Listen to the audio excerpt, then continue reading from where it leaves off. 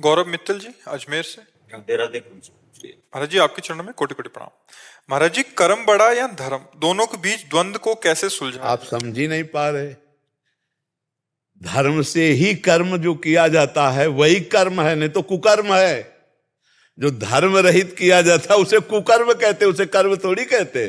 कुकर्म कुकर्म। जो धर्म युक्त कर्म किया जाता है उसे धर्म युक्त कर्म को कर्म कहते, शुभ कर्म में आएगा।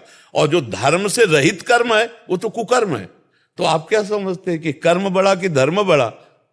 अरे भैया, जो धर्म से युक्त कर्म है वही कर्म है, बकाया सब कुकर्म है। आप देखो, जैसे आप बात करो, जैसे देखो पत्नी है और पति है, दोनों का धर्मयुक्त संबंध है।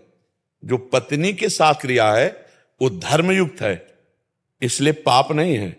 और वही किसी और की पत्नी के साथ क्रिया हो गई, कर्म तो वही है, तो कुकर्म हो गया ना। धर्मयुक्त कर्म हुआ तो वो निष्पाप है, और वही कर्म दूसरी स्त्री के साथ हुआ तो पाप बन गया कि नहीं बन गया? कुकर्म हो गया। जो धर्मयुक्त कर्म है वही कर्म है, और सारा का सारा कुकर्म है। महाराज जी, धर्म क्या है?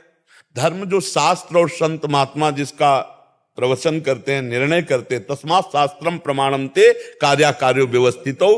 क्या करना चाहिए क्या नहीं करना चाहिए इसका शास्त्र निर्णय करता है, इसका संत जन निर्णय करते हैं। इसलिए सत्संग सुने तब पता चलेगा कि धर्म किसे कहते हैं और धर्म किसे कहते हैं। और दूसरी बात, हम कई बार एकांतिक में कहा कि सबके हृदय में परमात्मा विराजमान है।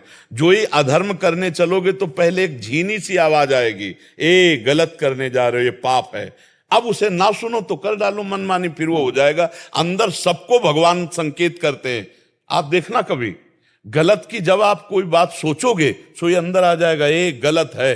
वो जो ज्ञान दे रहा है वही परमात्मा सबके अंदर बैठा है। इसलिए सत्संग सुनना चाहिए, शास्त्र स्वाध्याय करना चाहिए, जिससे हमें पता चले कि हमारा धर्म क्या है। और साधारण बात तो सबको पता है, हमारी बहन बेटी की तरफ कोई गंदी दृष्टि से देखे तो हमको अच्छा नहीं लगेगा, तो हम किसी की बहन बेटी की तरफ गंदी दृष्टि क्यों देखें?